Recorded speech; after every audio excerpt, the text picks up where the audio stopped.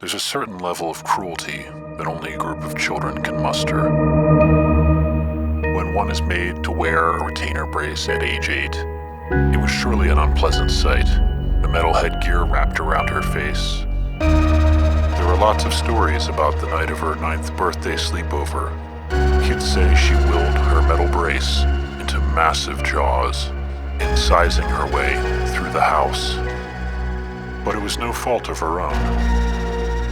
Mandible Judy isn't a nice name for a quiet little girl. Dr. Bruce, telephone, please. Dr. Bruce, telephone, please. They said he's in critical condition. Internal bleeding. They don't know if he's gonna make it, Bonnie. Hang on, Marco. He's strong. You were there for him. I know that will give him strength. Thanks. That was rough. Back at Westmore. That foreboding you felt back in New Hampshire. I think we both know what that was about now. Yeah. Bon, something happened to me there. I felt like there was some... Like this presence. It's so weird. But I just can't shake the feeling. Hey! Are you all right? I can't think about it. I just can't. It was too horrible. I understand, Bonnie. It may seem silly to you, Bonnie, but I have to perform the Kuji-in, the Shah Mudra. It's for healing. For my dad. I think that could help us all. I'll give you some quiet. It was a brown and tan Ford pickup. It looked like Kenny Howard was driving. Listen, I knew Judy Kaderbeck, and that was not her in that hallway. Something else was controlling her. Her father. You said he also became violent. He thought she was in danger. I don't think Mr. Kaderbeck is in full possession of his faculties. At any time, did you see a weapon in either the hands of Mr. Howard, Mr. Kaderbeck, or his daughter? Bo was carrying a large rock, but I didn't see him hit anyone with it. Okay.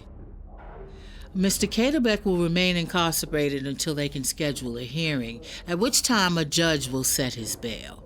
You might want to take her home until that happens. It'll be a day or two. Okay. I understand. Thank you. What will happen to him? They need to keep Bo here until they can set bail. It'll be a few days. I'll drive you back to East Haddam. I don't want to leave Bo. I need to call Dr. Fusi. He'll be able to explain to them. I need a payphone. René! Dr. Fusi! He is not the friend you think he is. He was injecting your daughter with illegal drugs. He was using her for his research, René. No, it was the drug company again. I've never seen Bo violent before. They must have fed him something. Maybe there's something in those rocks. Maybe... Well, the police will get to the bottom of it, I guess, René. Bo will be okay here for now. Come on, get your coat.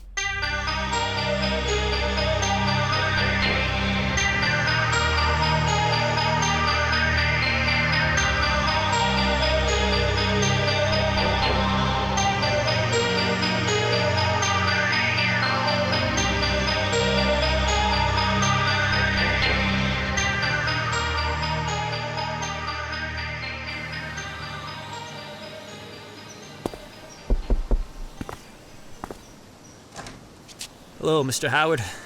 Hello, Casey. Do you have a minute? Yes. Please come in. Sir, I'm sorry about yesterday. I didn't know what to say. Dr. Fusi is my boss, and It's okay. I understand. This all just has me at my wit's end. I suppose if Kenny contacted you, you would tell me. That's why I came, Mr. Howard.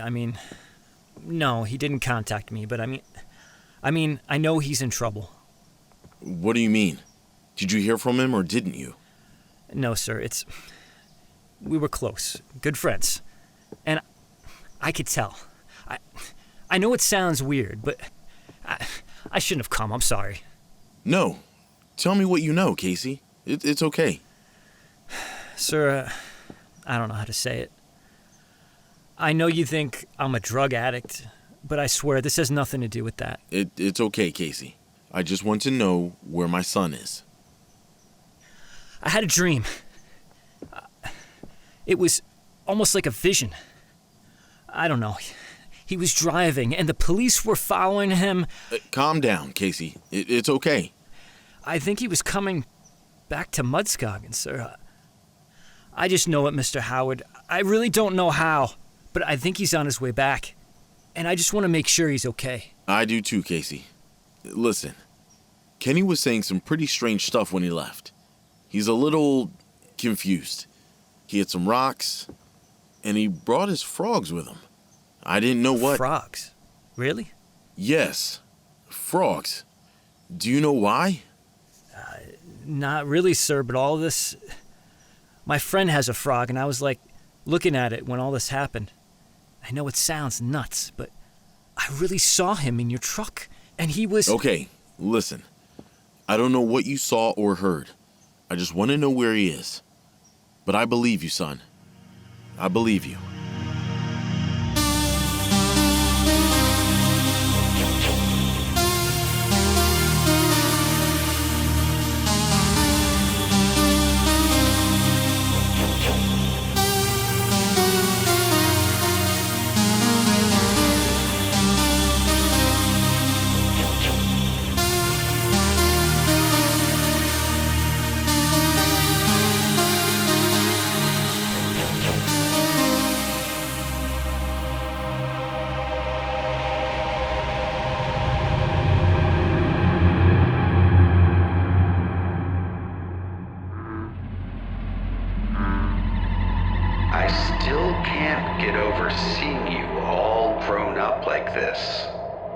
Seems like just a few years ago we were driving around down near Robbinsville and found that old abandoned mill. You tore off and climbed up on the top of that stone wall. I yelled out, "Boy, you better be careful up there. Don't want to have to explain a broken leg to your mom now." Then the clouds covered the sun and the wind kicked up. You remember? Lift up the floorboard. The hat is safe in here. All the stories it can tell.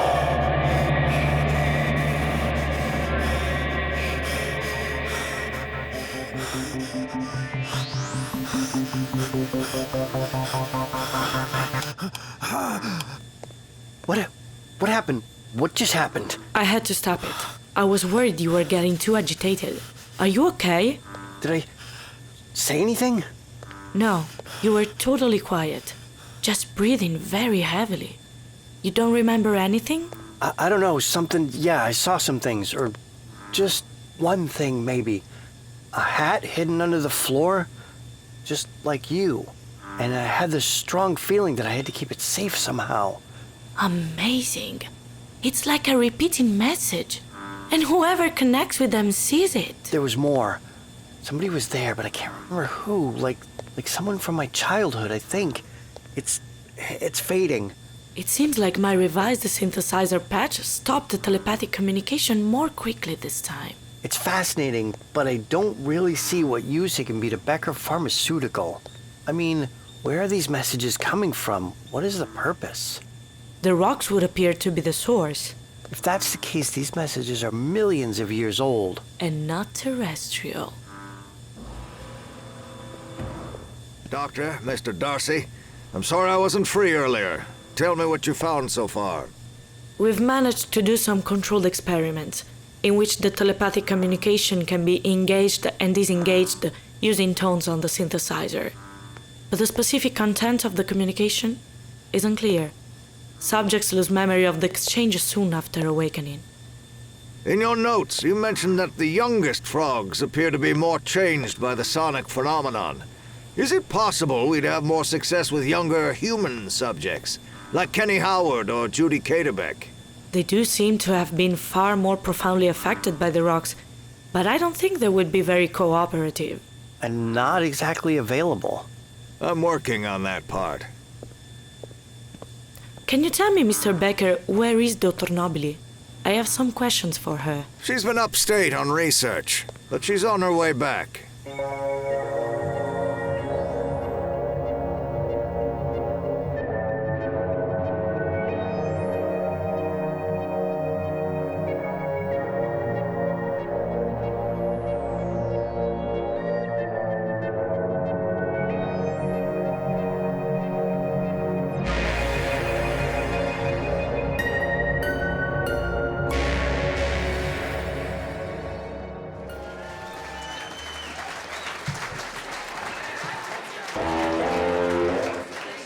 Hey, thanks.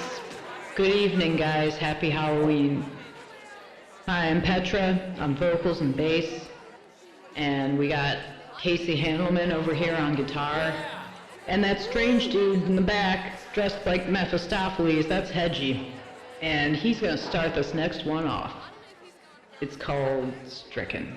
1, 2, 1, 2, 3.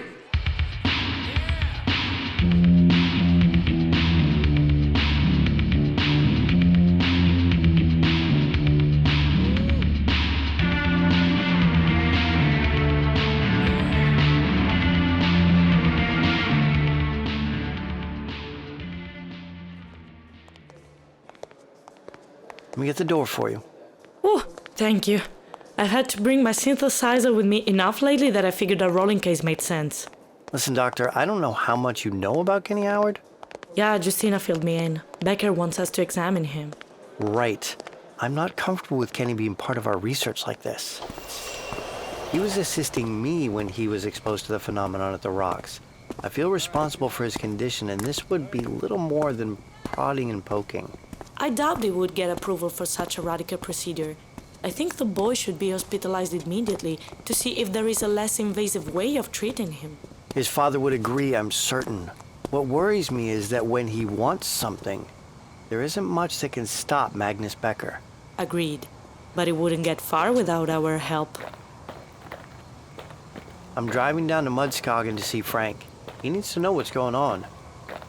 Connor, I didn't mention it in front of Becker, but I think if we can find Kenny Howard and Judy, we might be able to slow them down with the sounds I've synthesized.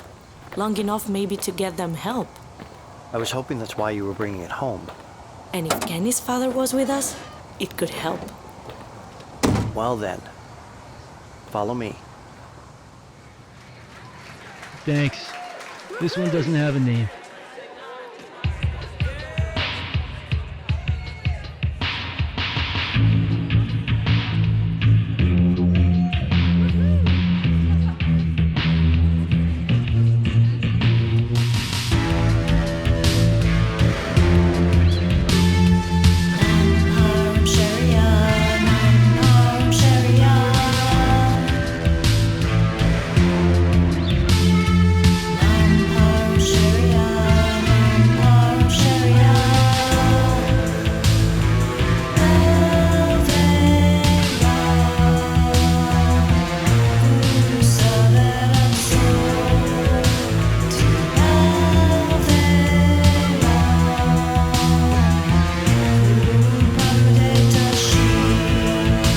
Thanks for tuning in to Season 2, Episode 9 of Mandible Judy. Our cast this week was David Steele, Erin Lillis, Lee Eddy, Danette Shepard-Vaughn, Nancy Graham, John Constantine, Tyler Jackson Price, Mike Hall, Giulia Nervi, Graham Rowat, Tamara Yadao, and Glenn Graber. Music is by Glowmag, with vocals by Tamara Yadao. Follow Mandible Judy on Instagram, Facebook, and Twitter, and please subscribe on iTunes or wherever you listen. We rely on support from our listeners, so please help us keep the series going at patreon.com/mandiblejudy.